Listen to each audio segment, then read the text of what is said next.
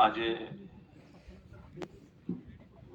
અહીંથી જે એક આમંત્રણ આપવામાં આવ્યું અને એ આમંત્રણને માન આપીને અહીંયા ઉપસ્થિત થનાર તમામ મહાનુભાવો, બધાને ઓળખતો પણ નથી અને બધાના નામ લેવા પણ મુશ્કેલ છે, માટે આપ સૌના માટે બસ મહાનુભાવ એક એવો વર્ડ છે કે જેની અંદર બધા કવર થઈ જાઓ છો. તો ખરેખર અશરફભાઈએ કહ્યું તેમ આપનું દિલથી સ્વાગત તમામ મુસ્લિમ સમાજ તરફથી કરી રહ્યો છું.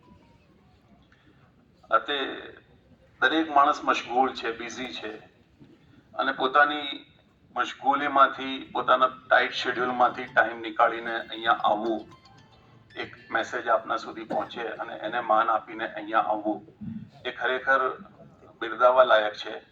એટલે ફરીથી હું આપ સૌનો તમામ મુસ્લિમ સમાજ તરફથી ધન્યવાદ તેના બદલ આપને કહું છું. મિત્રો, આજે આપણે એક એવી જિંદગી ગુજારી રહ્યા છીએ, મને જે કહેવામાં આવ્યું કે ઇજ્તિમા શું છે એના વિશે સમજાવવાનું છે કે ભાઈ શું થઈ રહ્યું છે. આ જેવી રીતે કહ્યું અશરફભાઈએ કે એક પ્રશ્ન ઉદ્ભવે કે આ શું છે. આટલી બધી પબ્લિકનું ગેધરિંગ થશે તો એ ગેધરિંગની અંદર શું, ઇજ્તિમાનો મીનિંગ તો કહી દીધું. ઇજ્તિમા એટલે જમા થવું, બધા ભેગા થવું, એના ઉપરથી એક સંમેલન થઈ. તો આ એક સત્સંગ પ્રકારનો પ્રોગ્રામ હોય છે. દર હકીકત વસ્તુ એવી છે કે આજે આપણે સૌ જે જિંદગી ગુજારી રહ્યા છીએ એ જિંદગી ઓફકોર્સ સમય એવો છે કે ડે બાય ડે એવી તરક્કી થઈ રહી છે અને એવો ફાસ્ટ ગ્રોથ થઈ રહ્યો છે કે આજની ટેકનોલોજી જે લેટેસ્ટ ગણવામાં આવે છે, થોડાક દિવસો પછી એ આઉટ ઓફ ડેટ થઈ જાય છે. નવા નવી વસ્તુઓ, અવનવા ઇનોવેશન એ આપણી સમક્ષ આવતા રહે છે. આજે જયારે કોઈ મોબાઈલ લે છે તો એ મોબાઈલ એના માટે લેટેસ્ટ હોય છે, પણ 6-8 મહિના પણ નથી જતા અને એ જ કંપનીનું એનાથી વધારે બેટર અને વધારે ફીચર્સ સાથેનું નવું મોડેલ આવી જાય છે. કોઈ ઘરમાં ફ્રીજ લાવે છે તો એ ફ્રીજ સારામાં સારા ફીચર સાથે હોય છે, પણ 6-8 મહિના જાય છે કે પછી ફરી પાછો એક મેસેજ, એક એડવર્ટાઇઝમેન્ટ કહેવામાં આવે છે કે હવે વધુ સારું અને વધુ લેટેસ્ટ ટેકનોલોજી સાથે. તો સમય એવો છે કે ભૌતિકવાદ વધતો જઈ રહ્યો છે, નવી નવી વસ્તુઓના ઇનોવેશન્સ થઈ રહ્યા છે અને માનવીની જિંદગીની અંદર આજે તમારી અને મારી પાસે એ વસ્તુઓ છે જે કોઈ જમાનાની અંદર રાજા મહારાજા પાસે નથી. આજે જે વાહન વ્યવહારના જે સાધન છે આપણી પાસે હતા, એક જમાનામાં ઘોડા, એની વેલ્યુ હતી. ઘોડાનો પણ ઉપયોગ થતો હતો, ઊંટનો પણ ઉપયોગ થતો હતો. જે એરિયાની અંદર જેવી એની ભૌગોલિક પરિસ્થિતિ હતી એ પ્રમાણે દરેક વસ્તુનો યુઝ થતો હતો. બટ આજે જોવામાં આવે તો સવાર અહીંયા થઈ રહી છે, બપોર બીજી કન્ટ્રીમાં થઈ શકે છે, સાંજ બીજી કન્ટ્રીમાં થશે અને રાત બીજા કોઈ ખંડમાં થશે. એટલી તેજીની સાથે સફર કરી શકીએ, મુસાફરી કરી શકીએ એવા સાધનો દુનિયાની અંદર શોધાઈ ચૂક્યા છે. જિંદગીને આસાન બનાવવા માટે એટલી બધી વસ્તુઓ આપણી સમક્ષ આવી ચૂકી છે કે હું એમ કહું છું કે પાછલા જમાનામાં રાજા મહારાજાઓ પાસે નથી, જે આખા દેશ પર રાજ કરતા હતા, એમની પાસે એ ફેસિલિટીઝ નથી જે ફેસિલિટીઝ આ તમારી અને મારી પાસે છે. ગરમીના જમાનામાં એમની પાસે પંખો ઝુલાવવા માટે ખાદીમો રહેતા હતા, પણ જે એસી ની સિસ્ટમ આજ તમારા અને મારા ઘરમાં લાગેલી છે એ એમની જોડે નથી. એર કુલર કે ફેન જે આપણી ઘરોની અંદર લાગેલા છે, આજે ગરીબમાં ગરીબ માણસના ઘરમાં બી પંખો હશે. કમ્યુનિકેશન માટે, મેસેજ પહોંચાડવા માટે જે સાધન આજે આપણી જોડે છે એ રાજા મહારાજાને નતા મળ્યા. હા, પોતાના દૂત મોકલતા અથવા કબૂતરનો ઉપયોગ કરતા અને એક જગ્યાએથી બીજી જગ્યાએ મેસેજ પહોંચાડવામાં આવતો. આજે મેસેજ પહોંચાડવો એટલે ઈઝી છે કે ખિજામાંથી મોબાઈલ નીકાળો ગજવામાંથી અને જ્યાં મેસેજ પહોંચાડવો છે ત્યાં તમારો મેસેજ ડિલિવર. જ્યાં જેની સાથે વાત કરવી છે વિડીયો કોલ થ્રુ તમારી સમક્ષ. દુનિયા એક ગ્લોબલ વિલેજ બની ગઈ છે, નાનું ગામડું બની ગયું છે. અને તરક્કી એટલી થતી જઈ રહી છે કે જેમ મેં આપને કહ્યું કે આજની લેટેસ્ટ વસ્તુ એ આવતીકાલની આઉટ ઓફ ડેટેડ વસ્તુ હશે. આ તરક્કીની સાથે આ તરક્કી થઈ રહી છે ઓફકોર્સ, પણ આ તરક્કીની સાથે માનવી ક્યાં જઈ રહ્યો છે, માણસ કયા રસ્તે જઈ રહ્યો છે, થોડી એ તરફ નજર નાખીશું તો મિત્રો ખબર પડશે કે માણસમાંથી માણસાઈ ખતમ થઈ છે. બધું જ આવી રહ્યું છે, બધું જ સહુલતો પેદા થઈ ગઈ છે, બટ જે ઇન્સાનિયત, જે માણસાઈ, જે અસલ મકસદના માટે જેને સર્વશ્રેષ્ઠ યોની કહ્યો, માણસને ગ્રંથોની અંદર સર્વશ્રેષ્ઠ યોનીમાં એનો જન્મ કરવામાં આવ્યો કે ભાઈ એને સર્વશ્રેષ્ઠ, કે બીજા બધા જ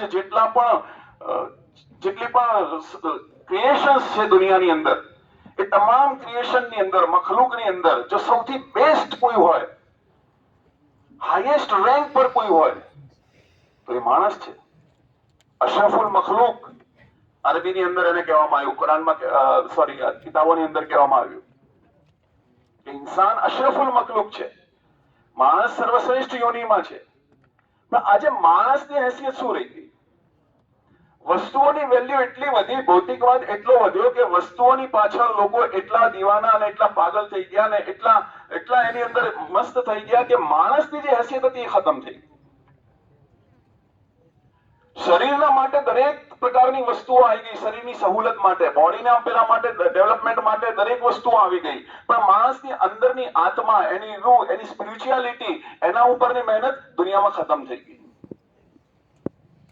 બધી જ મહેનત વસ્તુઓ ઉપર થવા માંડી, ભૌતિકવાદ ઉપર થવા માંડી.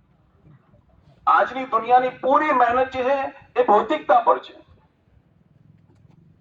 માણસ, દેખો મિત્રો, માણસ બે વસ્તુઓનો બનેલો છે. એક એનું શરીર છે, જે માટીમાંથી જેને બનાવવામાં આવ્યો છે, અને એક એની અંદરનો આત્મા છે, એની રૂહ છે. શરીરની જેટલી જરૂરતો છે, આ બોડીની જેટલી જરૂરતો છે, એ તો આ જાહેરી જેટલી વસ્તુઓ છે એના થ્રુ પૂરી થશે. એની અંદરની આત્માની જે જરૂરત છે, એની રૂહની જે જરૂરત છે, એના માટે જે આ બોડી માટે જે ફૂડ જોઈએ, એનો જે ખોરાક જોઈએ, એનું જો ભોજન જોઈએ, એ તો જમીનમાંથી મળી રહેશે એને. પણ આત્માનો ખોરાક જે છે, રૂહનો ખોરાક જે છે, એ સ્પિરિચ્યુઅલ વસ્તુઓથી જ મળી શકશે. એટલે આજે આટલી બધી તરક્કી છતાં બી દરેક માણસ અંદરથી પરેશાન છે, અંદરથી બેચેન છે. આટલી બધી વસ્તુઓ હોવા છતાં તમે જુઓ, ટાઈમ જુઓ, વસ્તુઓ એટલી આવી ગઈ કે ટાઈમ બચવો જોઈએ. પહેલા લોકો ચાલીને એક ગામથી બીજા ગામ જતા. પહેલા રાંધવા માટે મા બહેનો જે છે એ લાકડા કાપતી, લાકડા સુકાઈ જાય એના પછી લાકડા સળગાવવામાં આવતા, સળગાવવાની મહેનત અને એના પછી રાંધવામાં આવતું. આજે ઘરની અંદર ગેસના ચૂલા છે, લાઇટરથી ઓન કરો અને કામ ચાલુ કરો.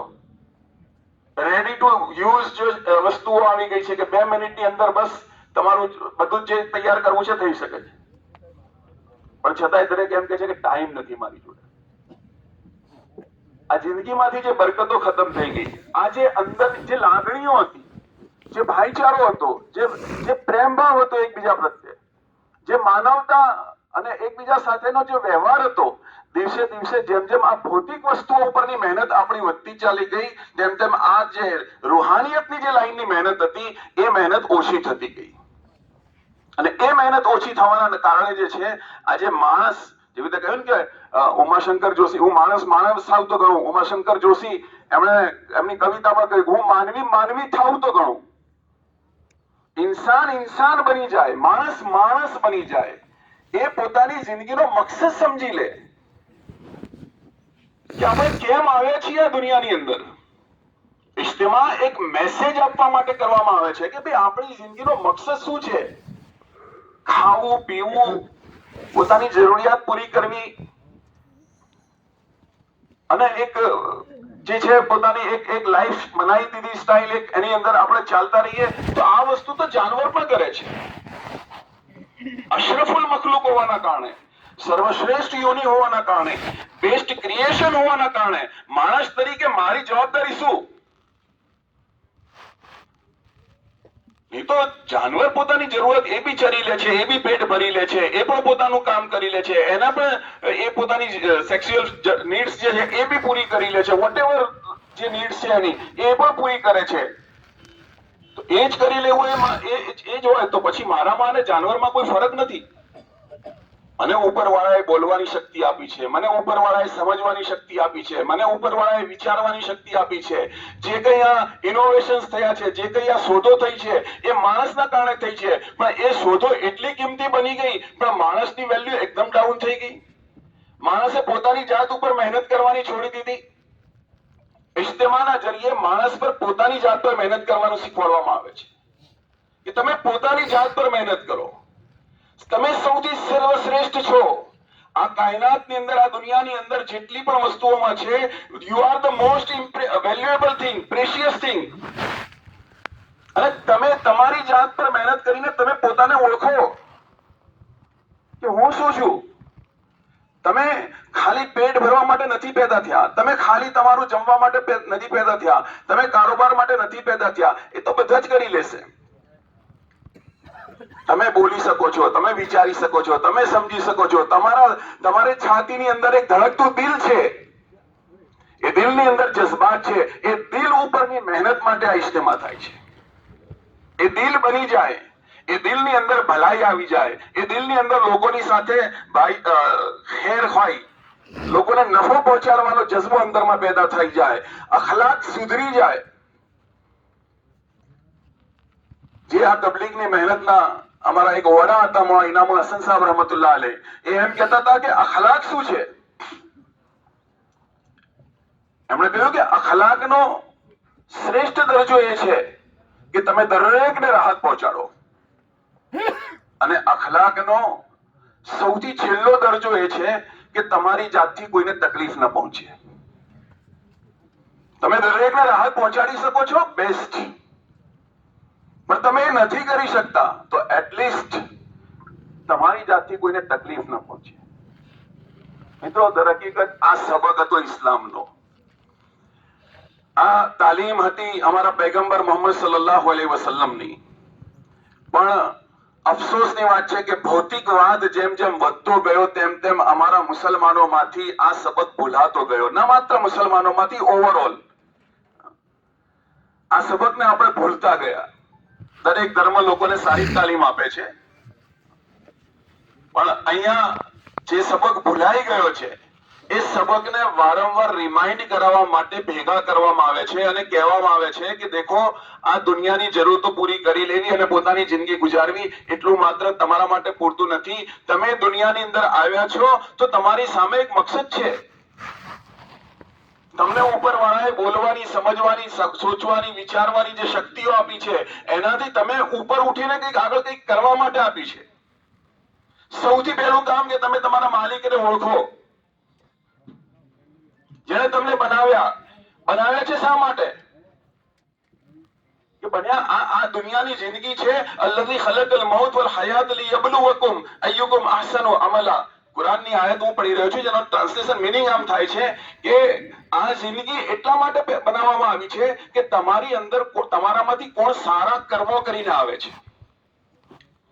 અલ્લઝી ખલકલ મૌત વલ હયાત, મોત અને એના પહેલાની જે જિંદગી જે છે, હયાત જે તમને આપવામાં આવી છે, લિયબલુવકુમ, તમારી આજમાઈશમાં જે છે, તમને ટેસ્ટ કરવામાં આવી રહ્યા છે. અય્યુકુમ અહસનુ અમલા, તમારામાં સારા આમાલ કરીને, સારા કાર્યો કરીને કોણ આવે છે. આ દુનિયાની જિંદગી તમને માત્ર ખાલી તમારી જરૂરતો પૂરી કરવા માટે નથી આપવામાં આવી કે તમે ખાઈ લો, પી લો અને તમારી જરૂરતો પૂરી કરી લો. તમે તો સારા કામો કરવા માટે પેદા થયા છો. તમે લોકોને ફાયદો પહોંચાડવા માટે પેદા થયા છો. તમે લોકોને નફો પહોંચાડવા માટે પેદા થયા છો. તો એ માણસની અંદર એ માણસાઈ આવી જાય, એ પોતાના મકસદને સમજી લે કે અલ્ટિમેટલી આઈ હેવ ટુ ડાઈ, મારે મરવાનું છે, અને મર્યા પછી મારી પૂરી જિંદગી દુનિયાની અંદર જે કર્મ કર્યા છે એ કર્મનો મારે હિસાબ આપવાનો છે.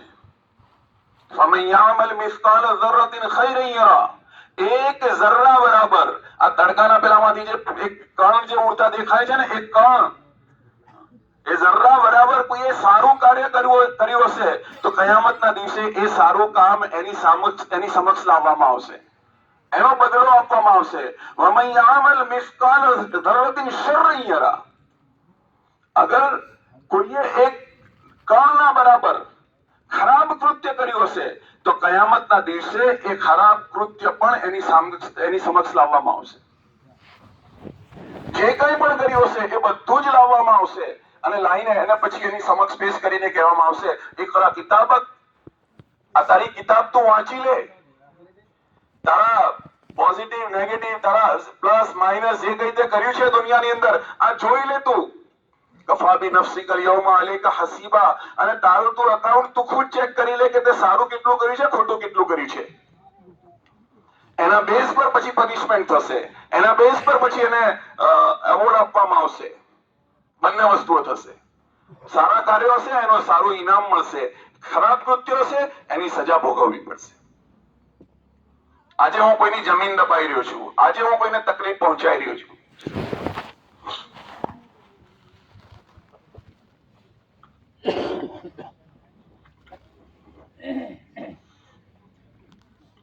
આજે હું કંઈ પણ કરી રહ્યો છું, આજે હું કોઈની મા બહેન તરફ ખરાબ નજરથી જોઈ રહ્યો છું, આજે હું રસ્તાની અંદર એવી રીતે મારું વ્હીકલ પાર્ક કરું છું કે કોઈને તકલીફ પડી રહી છે, આજે હું રસ્તાની અંદર કચરો એવી રીતે નાખું છું કે તે લોકોને તકલીફનો જરિયો બની રહ્યો છે અથવા ગંદકી ફેલાવવાનો જરિયો બની રહ્યો છે. આ બધું જ નોટિસ કરવામાં આવી રહ્યું છે, આ બધું જ જોવામાં આવી રહ્યું છે. આજે હું મારા મા બાપના હક અદા નથી કરી રહ્યો, મારા પડોશીના હક અદા કરી નથી રહ્યો. ઇસ્લામે તો એ તાલીમ આપી, હજરત મોહમ્મદ સાહેબે એમ કહ્યું કે એ મુસલમાન નથી જેનો પડોશી એ પેટ ભરીને સૂઈ રહે અને એનો પડોશી ભૂખ્યો સૂઈ રહે. અને મિત્રો એમાં કહેવામાં આવ્યું, એની તફસીલમાં કહેવામાં આવ્યું કે એની અંદર નાત જાત ધર્મ ભેદભાવનો એનો કોઈ ભેદભાવ નથી. ચાહે હિન્દુ પડોશી છે, ચાહે ક્રિશ્ચિયન છે, ચાહે શીખ છે, એ કોઈ બી મજહબથી રિલેશન રાખે છે, તાલ્લુક છે એનો, બટ એ ભૂખ્યો સૂઈ રહ્યો છે અને હું પેટ ભરીને સૂઈ રહ્યો છું તો મારો ઇસ્લામ પૂરો નથી. મુસલમાન તો એ જ, ઇસ્લામ તો અમનનો પેગામ આપે છે. ઇસ્લામનો મતલબ જ એ થાય છે કે અમન અને શાંતિ, તમારી જાતથી કોઈને તકલીફ ન પડે, તમારા થ્રુ કોઈને નુકસાન ન પહોંચે. તમે રાહત, જેવી રીતે મેં અર્થ કીધું આપને કે બેસ્ટ અખલાકનો હાઈએસ્ટ રેન્ક એ છે કે તમે દરેકને નફો પહોંચાડો. તમે નથી પહોંચાડી શકતા, એટલીસ્ટ કોઈને નુકસાન ન પહોંચાડો. મોહમ્મદ સાહેબે તો એવી તાલીમ આપી કે તમારા ઘરની અંદર તમે કોઈ ફળ લાવો, નવું ફળ લાવો. સીઝન કેરીની સ્ટાર્ટ થઈ અને તમે ઘરમાં કેરી લઈને આવ્યા તો થઈ શકે તો તમારા પડોશીના દીકરાઓ માટે પણ લઈને આવો, એમના ત્યાં પણ પહોંચાડો. ફરીથી કહું છું, પડોશીમાં કોઈ ભેદભાવ નથી. કોવિડ સેન્ટરની વાત કરી તો મારા ઇન્ટ્રોડક્શનમાં, તો જ્યારે મેં કોવિડ સેન્ટર સ્ટાર્ટ કરવાનો વિચાર આવ્યો તો મેં ડોક્ટર રિઝવાન લોઢિયા સાહેબ મારા નેબર છે, મેં એમને વાત કરી કે સાહેબ આવું કંઈક કરીએ તો આપણે. તો સાહેબે કીધું કે તું ખાલી આપણા સમાજ માટે કહે છે કે બધા માટે કહે છે? તો મેં કીધું સાહેબ બીમારી કોઈને જોઈને નથી આવતી કે આ હિન્દુ છે કે આ મુસ્લિમ છે કે આ કોણ છે. બીમારી દરેકને આવી રહી છે, આપણે બધા માટે કરીશું. અમે બધા માટે કર્યું. ખેર, તો કહ્યું કે તમે તમારા પડોશ, હું એ કહી રહ્યો હતો કે પડોશી શક્ય હોય તો એ ફળ તમારા પડોશીના ત્યાં પહોંચાડો. તમારી જો માલી હેસિયત એટલી નથી કે તમે પડોશીના છોકરાઓને ફળ આપી શકો કે પડોશીના ત્યાં પહોંચાડી શકો, તમારી માલી હેસિયત એટલી નથી, તો બીજો હુકમ એ આપવામાં આવ્યો કે એ ફળના છોતરા એ ખાધા પછી એવી જગ્યાએ નાખજો કે પડોશીના છોકરા જુએ નહીં, એમને તકલીફ ન થાય. આ મોહમ્મદ સાહેબની તાલીમ છે, આ ઇસ્લામની તાલીમ છે. પણ મિત્રો અફસોસની વાત છે કે આજે અમે એ તાલીમ ભૂલી ગયા છીએ. અમે સાચો ઇસ્લામ આપની સમક્ષ, અમારા બિરાદરાને વતનની સમક્ષ રજૂ નથી કરી શક્યા, જેના કારણે ઘણી મિસકન્સેપ્શન પેદા થઈ રહ્યા છે, ઘણી ગેરસમજો પેદા થઈ રહી છે. સોશિયલ મીડિયાના થ્રુ જે છે નવી નવી વસ્તુઓ ચલાવી દેવામાં આવે છે. વોટ્સએપ યુનિવર્સિટીથી આપણે જ્ઞાન લઈએ છીએ અને એ જ્ઞાન પર પછી અમલ થાય છે, જેના કારણે જે છે એ મિસઅન્ડરસ્ટેન્ડિંગ જે છે એ વધતી જાય છે. આજે જેવી રીતે આપ આવ્યા અને આપણે મળતા રહીશું અને આવી રીતે એકબીજાને સમજતા રહીશું તો આ ઘણી ગેરસમજો જે છે એ દૂર થઈ જશે. લિટરલી કોવિડ સમયે મને ઘણા મિત્રો ત્યાં એડમિટ હતા, એમણે એમ કીધું કે મને દાઢી ટોપી વાળા માટે તો અમારા મગજમાં એમ હતું કે આ તો આતંકી અને આ તો જેહાદી અને આ તો ફલાણો ફલાણો ઠીકણો. પણ તમે જે રીતે અમારી સાથે બિહેવ કર્યું અને તમે રોજ અમે ફર્સ્ટ વેવમાં કોવિડ સેન્ટર સ્ટાર્ટ કર્યું હતું જ્યારે ડોક્ટર પણ નતા ટ્રીટ કરતા. અમને 3-4 ડોક્ટર એવા એમનો સપોર્ટ મળી ગયો કે નહીં અમે આવીશું અને અમે કામ ઉપરવાળાએ અમારાથી કામ લીધું. અમે નથી કર્યું, ઉપરવાળાએ કરાવ્યું. બટ એ વખતે લોકો એમ કહેતા હતા કે અમારી મગજની જે ગેર સમજો હતી એ જ્યારે તમારી નજદીક આવ્યા અને તમારી પાસે બેસ્યા તો એ ગેરસમજો દૂર થઈ. તો મિત્રો આજે જરૂરત છે કે આ ઇજ્તિમા પણ થઈ રહ્યો છે તો ઇજ્તિમા પહેલા આપણે અહીંયા બોલાવવામાં આવ્યા કે ભાઈ કોઈ ગેરસમજ ના થાય કે આટલું બધું ગેધરિંગ થશે તો આમાં શું વાતો થતી હશે. તો જુઓ મિત્રો, ચોખ્ખી વાત, આ કોઈ પોલિટિકલ એજન્ડા સાથે અમે અટેચ નથી. કોઈ પોલિટિકલ એજન્ડા અમારે ત્યાં નથી હોતો. અમારા સ્ટેજ પર કોઈ બી પોલિટિકલ લીડરને જગ્યા નથી આપવામાં આવતી. અમારો માઇક કોઈ પણ પોલિટિકલ વ્યક્તિને નથી આપવામાં આવતો. એ કોઈ પણ પાર્ટીથી જ હોય, એ કોઈ પણ પક્ષથી હોય. અમારી જે વાતો છે એ વાતો એમ સાંભળ્યું કે I am not sure about that, પણ એવું સાંભળ્યું કે ઘણી વખત અને થતું હશે ને હશે જ, આટલી મોટી એક્ટિવિટી થતી હોય, આ તો ગેધરિંગ બહુ નાનું છે પણ એવા પણ ગેધરિંગ ઇન્ડિયામાં થયા અને મોટી મોટી સિટીમાં થયા અને દર વર્ષે થતા રહે છે જ્યાં લાખોની સંખ્યામાં લોકો ભેગા થાય છે. તો ગવર્મેન્ટની ફરજ છે, ગવર્મેન્ટની ફરજ છે કે ગવર્મેન્ટ જુએ કે એમાં શું વાતો કરવામાં આવે છે. અધિકારીઓની ફરજ છે તો જ દેશની અંદર શાંતિનો અને બધું માહોલ બની શકે છે. નહીં તો કોઈ પણ ભેગા થાય અને કોઈ પણ વસ્તુની ચર્ચા કરી લે અને કોઈ પણ જાતનો માહોલ ઉભો કરી દે તો દેશના માટે આંતરિક સુરક્ષા માટે બહુ મોટું ખતરાની વસ્તુ બની શકે છે. તો ગવર્મેન્ટના જે ઇન્ટેલિજન્સના ઓફિસર્સ જ્યારે આવા માહોલ આવા ગેધરિંગની અંદર પહોંચ્યા અને એ પહોંચ્યા પછી જે રિપોર્ટ્સ, કારણ કે આ મહેનત મિત્રો આજની નથી. આ ઇજ્તિમા અહીંયા કદાચ ફર્સ્ટ ટાઈમ થતો હશે પણ આ મહેનત જે છે, આ ટાઈપનું ગેધરિંગ જે છે એ 1926 થી સ્ટાર્ટ કરવામાં આવેલા, 1926 થી ચાલુ કરવામાં આવેલું.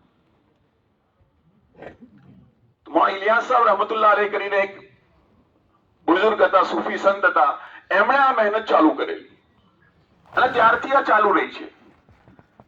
તો એ જમાનાથી લઈને અત્યાર સુધી ઘણી બધી અલગ અલગ ગવર્મેન્ટ આવીને ઘણી બધી એજન્સીએ તપાસ કરી પણ મિત્રો અત્યાર સુધી જે એવું કહેવામાં આવે છે કે જે રિપોર્ટ્સ છે એમાં એક જ વાત આવે છે કે ભાઈ આ લોકોની જેટલી પણ વાતો છે એ જમીનના નીચેની, ધેટ મીન્સ કે કબરમાં ગયા પછી શું અને આસમાનના ઉપરની, કે ઉપર ગયા પછી તમારી સમક્ષ શું આવવાનું છે અને હા એ બે વસ્તુ સુધરી જાય એ માટે દુનિયામાં કેવી રીતે જીવવું એની વાતો હોય છે. બાકી કોઈ પોલિટિકલ ચર્ચા નથી કરવામાં આવતી, કોઈ કરંટ અફેર્સ પર કોઈ ચર્ચા નથી કરવામાં આવતી, કોઈ પણ બીજા સેક્સ, બીજા ફિરકા જે મુસ્લિમોની અંદર હોય છે એની ઉપર કોઈ ટીકા ટિપ્પણી નથી કરવામાં આવતી. માત્ર અને માત્ર એક વાત છે કે ભાઈ હું માણસ બની જાઉં. મારી જિંદગી જે છે, હું 50, 60, 70 વર્ષ માટે આ દુનિયામાં આવ્યો છું. અલ્ટિમેટલી મારે મરવાનું છે. મારું ફાઇનલ ડેસ્ટિનેશન સ્વર્ગ યા નર્ક છે, જન્નત છે યા જહન્નમ છે. બસ હું કેવી રીતે જિંદગી ગુજારું કે જેથી મારો રબ મારાથી રાજી થાય. અને રબ ક્યારે રાજી થશે મિત્રો? ખાલી ઇબાદતથી નહીં થાય.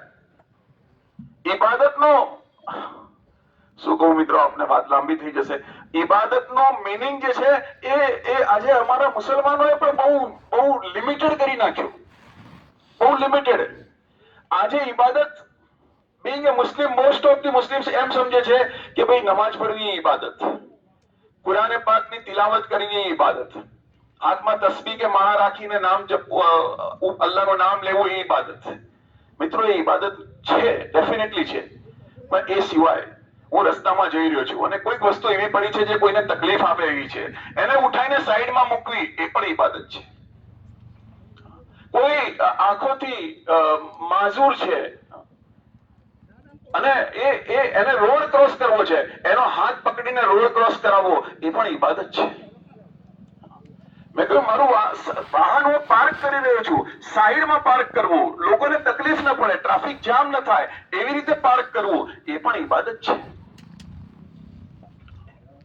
તો આ ઇબાદત નો અસલ જે મકસદ છે, અમને જે ઇન્સાનને પેદા કરવામાં આવ્યો, કે માણસને જે પેદા કર્યો છે, એ માત્ર ને માત્ર ઇબાદત માટે છે. એ ઇબાદતને જે છે એ બહુ લિમિટેડ કરી લીધી. 24 કલાકની જિંદગી આપણી ઇબાદત છે. મા બાપની સાથે સારું વર્તન કરવું ઇબાદત છે. મોટાની ઇજ્જત કરવી એ ઇબાદત છે. નાના બાળક સાથે પ્રેમ ભાવથી વર્તાવ કરવો એ ઇબાદત છે. કોઈ સૂફી છે, કોઈ સંત માણસ છે, કોઈ નેક માણસ છે, એને રિસ્પેક્ટ આપવો ઇબાદત છે. એ આ અસલ જે 24 કલાકની જિંદગી જે મોહમ્મદ સાહેબ દ્વારા શીખવાડવામાં આવી હતી, એ જિંદગી આજે અમે ભૂલી ચૂક્યા છીએ. તો વારંવાર આ ગેધરિંગ દ્વારા જે છે આ જિંદગી આપણે શીખીએ, અમે સમજીએ, અને એના થ્રુ જે છે એ પોતાની જિંદગીને જે એક મર્યા પછીની જિંદગી આવવાની છે, જેમ મેં આપને કહ્યું કે ભાઈ જે પણ કાર્યો આપણે કર્યા છે એ કાર્યોનો આપણે જવાબ આપવાનો થશે. સારા કાર્યો હશે તો એનો સારો બદલો છે. અમે જન્નત કહીએ છીએ, આપ સ્વર્ગ કહો છો. અમે જહન્નમ કહીએ છીએ, આપ નર્ક કહો છો. અલ્ટિમેટલી આપણે એ જન્નત અને જહન્નમ એ જ આપણું ફાઇનલ ડેસ્ટિનેશન છે. તો આ દુનિયાની જિંદગી જે છે દરેક માણસ માટે એક ઇમ્તિહાન છે, એક ટેસ્ટ છે. અને આ એ ટેસ્ટમાં માણસ બની જાય, પોતાની જિંદગીની વેલ્યુને સમજે અને પોતાની જાતથી કોઈને તકલીફ ન પહોંચે અને સાચા અર્થમાં મુસલમાન બને. એક ઇબાદત, હું એ અર્જ કરી રહ્યો તો આપની સમક્ષ કે એક ઇબાદત અલ્લાહની ઇબાદત, એક કહેવામાં આવ્યું હુકુકુલ્લાહ, અલ્લાહના હક અદા કરવા. નમાઝ પઢવી અલ્લાહનો હક છે, રોજો રાખવું અલ્લાહનો હક છે, હજ કરવા જવું અલ્લાહનો હક છે. પણ જેવી રીતે ઇસ્લામની અંદર હુકુકુલ્લાહ છે, એમ હુકુકુલ ઇબાદ છે. હુકુકુલ ઇબાદ એટલે લોકોના હક, અને એની અંદર કોઈ બાયફર્કેશન નથી કે મુસ્લિમોના કે નોન મુસ્લિમ્સના. એ બધા માટે સેમ છે. એ તમારે બીજાના હક પણ અદા કરવા પડશે. અને એટલા સુધી કહેવામાં આવ્યું કે હુકુકુલ્લાહ, અલ્લાહના હક અદા કરવામાં કોઈ કમી કોતાહી રહી ગઈ હશે તો એ માફ કરી નાખશે. પણ લોકોના હકમાં કોઈ કમી કોતાહી રહી હશે તો એને જ માફ કરવાની સત્તા છે જેનો હક તમે નથી અદા કર્યો. તમે કોઈના પૈસા લીધા છે ને નથી ચૂકવ્યા, તો એ હક એ પર્ટિક્યુલર પર્સનનો હક છે, એ એના માફ કરવાથી જ માફ થશે. તમે કોઈની જમીન દબાઈ છે, ચાહે એક તસુ પર જમીન દબાઈ છે, કયામતના દિવસે તમારે એની સજા ભોગવવી પડશે. નમાઝ નહીં પડી હોય, હજ નહીં કરી હોય, અલ્લાહ ચાહે માફ કરવા માંગશે, એ માફ કરી દેશે. પણ લોકોના હક જે છે એ અદા નહીં કર્યા હોય તો માણસે કયામતના દિવસે એની સજા ભોગવવી પડશે. એટલે એક મુસલમાન તરીકે મારે હુકુકુલ્લાહ પણ હું અદા કરું, અલ્લાહના હક પણ અદા કરું, અને અલ્લાહના બંદાઓના પણ હક અદા કરું. એટલે અલ્લાહ પાકે એક હદીસની અંદર પૈગંબર સાહેબે એમ કીધું કે તમામ મખલુક, મીન્સ ઓલ ક્રિએશન, તમામ ક્રિએશન જે છે, અલ ખલ્કુ અયાલુલ્લાહ, આ તમામ દુનિયાની અંદર જેટલા પણ માનવો છે એ તમામના તમામ જે છે એ અલ્લાહનો અયાલ છે, અયાનો કુટુંબ છે, કબીલો છે. તમે એમની ઉપર રહેમ કરો, જમીન વાળા પર રહેમ કરો, આસમાન વાળો તમારી ઉપર રહેમ કરશે. જો તમે એમ ચાહો છો કે આસમાન વાળો તમારી ઉપર રહેમ કરે, તેની કૃપા તમારી તરફ થાય, એ તમારાથી રાજી થાય, તો તમે જમીન વાળા પર રહેમ કરો. કુરાને કહ્યું એક ઇન્સાનનો જીવ બચાવવો, એક ઇન્સાનનો જીવ બચાવવો એ એવું છે જેવું સમગ્ર માનવ જાતનો જીવ બચાવવો. એકનો નાહક કત્લ કરવો, એક નિર્દોષને મારી નાખવો, એ એવું છે જેવું સમગ્ર માનવ જાતનો કત્લ કરવો. પણ આજે આ તાલીમ વારંવાર લોકોની સમક્ષ લાવવી જરૂરી હોય છે. માણસ છે ને ભૂલી જતો હોય છે, ભૂલવું એના નેચરમાં છે. એટલે આ ઇજ્તિમા થ્રુ જે છે એક મહેનત થાય છે કે ભાઈ લોકોને જમા કરો, ભેગા થાય લોકો, 3 દિવસ એક માહોલમાં આવે, અને માહોલની અંદર આવીને આ બધી વાતો એમની સમક્ષ આવે કે ભાઈ આપણે આવ્યા છીએ થોડા ટાઈમ માટે, આપણે મરીને જવાનું છે, અલ્લાહની સમક્ષ આપણે ઉભા થવાનું છે, કયામતના દિવસે આપણે જવાબ આપવાનો છે, જે કંઈ કર્યું હશે એ ભોગવવું પડશે. સારું તો એનો બદલો સારો, ખોટું તો એનો બદલો ખોટો. તો એને ભૂલીને જિંદગી ના ગુજારવા. ભૌતિક વાત છે, જરૂરતો તમારી સાથે છે, of course you have to do that, તમારે કરવું પડશે એ બધું. તમારા પેટ ભરવા માટે નોકરી પણ કરવી પડશે, તમારી દુકાન પણ. અને ઇસ્લામની તો ખૂબી એ છે કે અત્તાજીરુ સાદિકુલ અમીન, કે તિજારત કરો છો પણ સચ્ચાઈની સાથે કરો છો, અમાનતદારીથી કરો છો. તમારી દુકાન પર આવનાર દરેકની સાથે ધોકો નથી આપતા. ચાહે નાનું બાળક આવે છે કે ચાહે મોટો માણસ આવે છે, દરેકની સાથે તમે અમાનતદારીથી સચ્ચાઈની સાથે તિજારત કરો છો, વેપાર કરો છો. તમારી વસ્તુની અંદર કોઈ કમી કોતાઈ છે, કોઈ એમ છે તો એ બતાવી દો છો. જરૂરી છે. હું કોઈ વસ્તુ સમજો કે એક મારો મોબાઈલ વેચી રહ્યો છું તો એની અંદર કઈ ફોલ્ટ છે તો મારી જવાબદારી છે કે હું વેચનાર જે ખરીદનાર છે એને ફોલ્ટ કહી દઉં કે ભાઈ આમાં આ કમી છે. આવી રીતે તિજારત કરનાર, આવી રીતે વેપાર કરનાર એ મોટો ઇબાદત ગુજાર છે અને એને કયામતના દિવસે મોટો ઇનામ આપવામાં આવશે. તો આ એક લાઈફસ્ટાઈલ શીખવાડવા માટે લોકોનું ગેધરિંગ કરવામાં આવે છે. ઇજ્તિમા જમા કરવા, ભેગા કરવા એ માટે હોય છે કે ભેગા થઈને આ વાતો એમને રિમાઇન્ડ કરવામાં આવે, વારંવાર એમની સમક્ષ લાવવામાં આવે. અલગ અલગ વક્તાઓ દ્વારા બસ આ જ પોઈન્ટ હોય છે કે ભાઈ આખેરતની જિંદગી છે, મર્યા પછીની એક જિંદગી છે, દુનિયાની જિંદગી છે. આપણે દુનિયાની અંદર હંમેશા રહેવા માટે નથી આવ્યા, થોડા વર્ષો માટે છીએ. તો થોડા વર્ષોના ફાયદા માટે આપણે આપણી મર્યા પછીની જે એક અનલિમિટેડ જે એન્ડલેસ લાઈફ છે એ લાઈફને આપણે બરબાદ ન કરીએ, એ લાઈફનું નુકસાન ન કરીએ. દુનિયાની અંદર રહીએ પ્રેમથી, મોહબ્બતથી, દુનિયાની અંદર દરેકને પોતાની જાતથી રાહત પહોંચાડીએ. રાહત ના પહોંચાડી શકીએ, એટલીસ્ટ કોઈને તકલીફ ન પહોંચાડીએ અને પોતાની જિંદગીની અંદર રહીને એવા કાર્યો કરીએ કે આપણે મરીને જઈએ તો લોકો એમ કે ના ખરેખર માણસ કંઈક કરીને ગયો છે. અને લોકોનું કહેવું તો ઠીક છે મિત્રો, અસલ આપણો રબ, આપણો માલિક જેને આપણને પેદા કર્યા, આપણા માટે આ જમીન બનાવી, આપણા માટે આ સૂરજ બનાવ્યો, આપણા માટે આ આસમાન બનાવ્યો, આખો દુનિયાનું એક કારખાનું બનાવ્યું, એને આખી સિસ્ટમ બનાવી. એ સિસ્ટમ કોના માટે વર્ક કરી રહી છે? જમીનમાંથી અલગ અલગ અનાજ નીકળ્યા જેણે મને અને તમારી અંદર બોલવાની તાકાત આપી, મારી અને અંદરના એક એવા મિકેનિઝમને એને ડેવલપ કર્યું કે તમને મને ખબર નથી. એ મિકેનિઝમ આપણને બતાવી રહ્યું છે કે તમારો ને મારો પેદા કરવા વાળો કોઈ છે. તમે ને હું તો જમીને સુઈ જઈએ છીએ, તમે ને હું તો જમીને આપણા કામમાં બિઝી થઈ જઈએ છીએ, પણ એ આપણી અંદરનો મિકેનિઝમ વર્ક કરી રહ્યો છે. કેલ્શિયમની જરૂરત જ્યાં હોય છે ત્યાં કેલ્શિયમ પહોંચી રહ્યું છે, આયર્નની જરૂરત જ્યાં હોય છે ત્યાં આયર્ન પહોંચી રહ્યું છે. જ્યાં જે વસ્તુની જરૂર છે, કિડની એનું વર્ક કરી રહી છે, હાર્ટ એનું વર્ક કરી રહ્યું છે, બ્રેન એનું વર્ક કરી રહ્યું છે. આખી સિસ્ટમ એની પ્રમાણે ચાલી રહી છે. આ સિસ્ટમ જે માલિકે ડેવલપ કરી, આ બધી નહેમતો જેણે આપણે આપી, જેણે આટલી બધી કૃપાઓ આપણી ઉપર કરી, એ માલિક આપણાથી રાજી થઈ જાય. તો એના માટે મિત્રો જે છે એ આ એક ગેધરિંગ છે. આપ સૌને એક બીજી વાત કે આ ગેધરિંગ ખાલી મુસ્લિમ સમાજ માટે છે. હા, નોર્મલી ટાર્ગેટેડ ઓડિયન્સ જે છે એ મુસ્લિમ છે, બટ કોઈ પણ આવવા માંગે તો એના માટે દરવાજા ખુલ્લા છે. કારણ કે વાત જે છે એ એવી છે કે જે દરેકના માટેની છે. એટલે કોઈના માટે એવું નથી કે અમે આજે આપને બોલાવ્યા, આપ ઇજ્તિમા દરમિયાન આપ આવવા માંગો છો, આપ એ વક્તવ્ય જે થાય છે એ સાંભળવા માંગો છો તો આપ બિલકુલ આવી શકો છો. એની અંદર કોઈના માટે કોઈ કેદ નથી. એની ટાઈમ ગમે ત્યારે આપ આવી શકો છો. આપ આના જે પ્રોગ્રામની અંદર બેસીને સાંભળી શકો છો. અહીંયા જે અમારું કોઈ પોસ્ટર નથી હોતા, અમારા કોઈ સોશિયલ મીડિયા પર માર્કેટિંગ નથી કરવામાં આવતું, અમારી કોઈ પેલી એવી આમ માર્કેટિંગ એજન્સી નથી હોતી. બસ એક માઉથ પબ્લિસિટીથી ખાલી ગેધરિંગ કરવામાં આવે છે અને લોકો ભેગા થાય છે અને બસ આ જમીનના નીચેની, આસમાનના ઉપરની આ વાતો થાય છે. અને આ જે વચ્ચેની જિંદગી છે, જમીનના ઉપર અને આસમાનના નીચેની જિંદગી, એ એવી બની જાય કે આપણાથી દરેકને નફો પહોંચે. એના માટેનો એક પેગામ રિમાઇન્ડ કરાવવા માટે, વારંવાર યાદ કરાવવા માટે ઇજ્તિમા કરવામાં આવે છે. તો મિત્રો બસ આ ઇજ્તિમા થઈ રહ્યો છે અને આજે ઇજ્તિમા એટલે જે જગ્યા પર ઇજ્તિમા થવાનો છે એ ફારસી વર્ડ છે.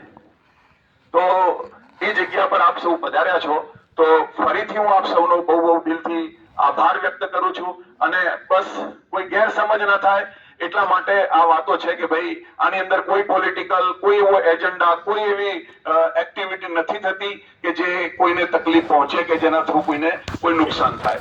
બસ એક ને એક માત્ર આખિરત એટલે મર્યા પછીની જિંદગી કેવી રીતે અમારી બની જાય અને આપણો માલિક આપણાથી કેવી રીતે રાજી થઈ જાય, એ અમારો બેઝ લાઈન છે, એ ટોપિક છે, એની ઉપર વાત થાય છે. તો આ ઇજ્તિમામાં આપ સૌને પણ હું આમંત્રણ આપું છું કે આપ આવી શકો છો. એ સિવાય બીજી એક રિક્વેસ્ટ આપને એ છે કે જયારે ઇજ્તિમા થશે ને આટલી બધી પબ્લિક આવશે તો મોસ્ટલી બહુ વેલ ડિસિપ્લિન બધું થતું હોય છે. ઇવન ટ્રાફિક મેનેજમેન્ટ માટે પણ પોલીસની મદદ વગર પણ સારું એવું મેનેજમેન્ટ થઈ જતું હોય છે. પણ છતાં પણ ક્યાંક આપને કોઈ તકલીફ પડે, ક્યાંક કોઈનાથી કોઈ ભૂલ થાય. ભાઈ માણસ છે અને આવનારા દરેક પ્રકારના માણસો હોય છે. તો ક્યારેક કોઈનાથી કોઈ ભૂલ થાય કે આપને કોઈ તકલીફ પડે તો હું એડવાન્સમાં આપને બે હાથ જોડીને માફી માંગુ છું. થોડી વેલ ગુજર કરજો કે આટલું મોટું ગેધરિંગ હોય ને પબ્લિક આવતી હોય અને જ્યારે ટ્રાફિકના પ્રશ્નો હોય કે ગાડીઓ એટલી બધી આવતી હોય તો નીકળવામાં ક્યાંક ટ્રાફિક જામ થઈ શકે, ક્યાંક થોડીક તકલીફ આપને પડી શકે. તો તકલીફ પહોંચાડવો એ અમારો હેતુ નથી હોતો. બટ બાય ચાન્સ અને બેસ્ટ ટ્રાય હોય છે કે ભાઈ તકલીફ વગર જે છે બધું થઈ જાય. પણ છતાંય ક્યાંક થઈ જાય તો સૌથી પહેલેથી જ હું આપની માફી માંગુ છું અને ઉમ્મીદ રાખું છું કે એની અંદર કોઈ તકલીફની અંદર આપ પણ અને આજ સુધી આ દેશની આ જ ખાસિયત રહી છે. જ્યારે એવા જરૂરતો પડી છે, ચાહે ગમે એટલી નફરતોનો માહોલ ફેલાવવામાં આવતો હોય, ચાહે ગમે એવી વાતો કરવામાં આવતી હોય, પણ આજે પણ આ દેશની અંદર ભાઈચારાની, પ્રેમની, મોહબ્બતની આજે પણ એ વસ્તુ છે કે જ્યારે એકતાની જરૂરત પડે છે અને જ્યારે એકબીજાને જરૂરત પડે છે એકબીજાની, ત્યારે આ દેશના આપણા બધા નાગરિકો એકબીજાની સાથે ખભેથી ખભો મિલાવીને ઉભા થઈ જાય છે. તો આજે આપથી ઉમ્મીદ રાખીએ છીએ આ પ્રસંગે આપનો સહકાર પણ મળશે, આપ સામેલ પણ થશો અને આ પ્રસંગને અમારા માટે કિંમતી બનાવશો. બસ, ધન્યવાદ.